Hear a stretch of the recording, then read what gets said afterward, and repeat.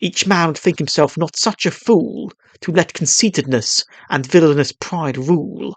But when a man has the rare self-reflection to realise his ego-mad complexion, what's the solution he arrives at, friends? Say no more to the ego his heart tends.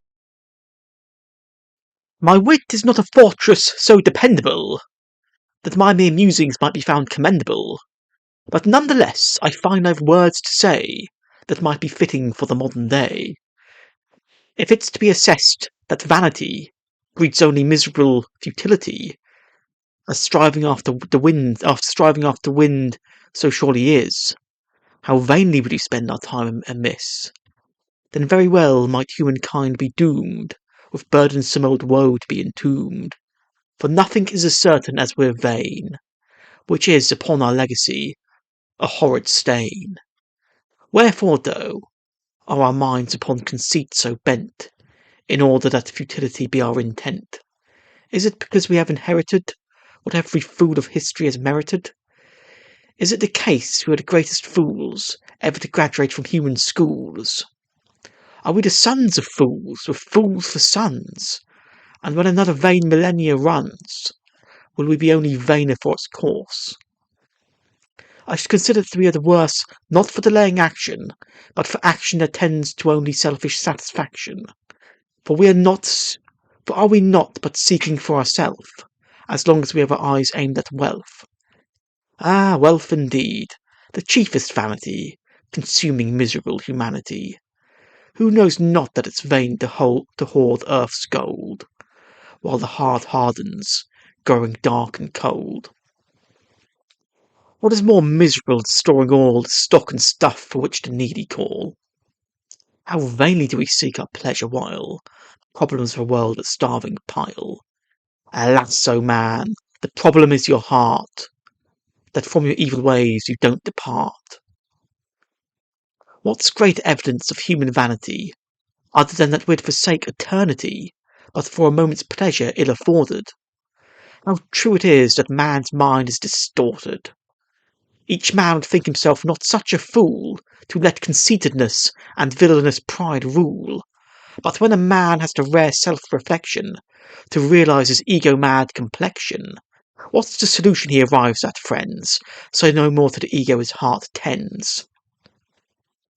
Why, nary will he find a fix, but say, well, what am I to do? I'm just that way. So be it, that's just how you are, my fellow. Why in the pits would he decide to wallow? Oh, that Job's miseries would overtake you, if that is what it takes to fiercely shake you. How can we all be such fools, flying to the fire, because we are but slaves of heart's desire? Do we not know there's an accounting soon? And if we wish to save ourselves from ruin, would it not be so wise to spend our time repenting where we're guilty of a crime? But I do not hope that I'll persuade who runs headlong into hell unafraid. My words are either for the wise or weary. I don't expect the vain fool to be wary. Perhaps, though, that's always how it's been, that either we become so sick of sin that we'd forsake its futile mad pursuit, or Lady Wisdom deems so to recruit us to a better path of living life. Read Proverbs, avoid hell's end and strife. We cannot say that either way is common, though.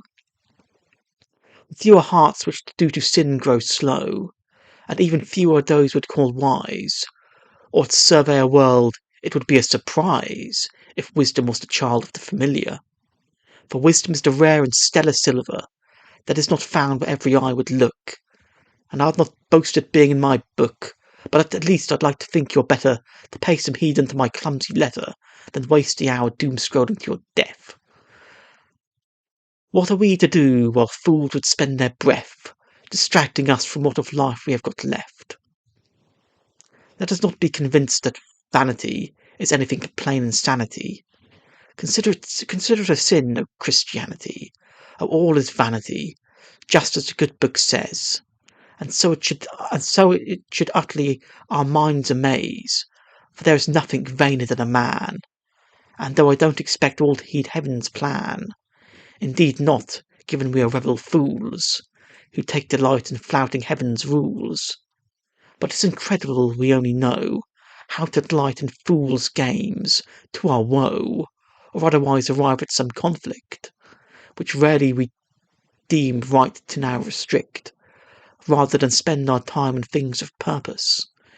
It ought to make a person very nervous, that either he's bound to fritter life away, and never take the time to learn to pray, which so I hear can change the world for good, or otherwise will give vent to his anger's mood, and start some foreign war to satisfy his notion that it's more the thing to die upon some cause than care to make the cause one that forsakes the way of gruesome wars.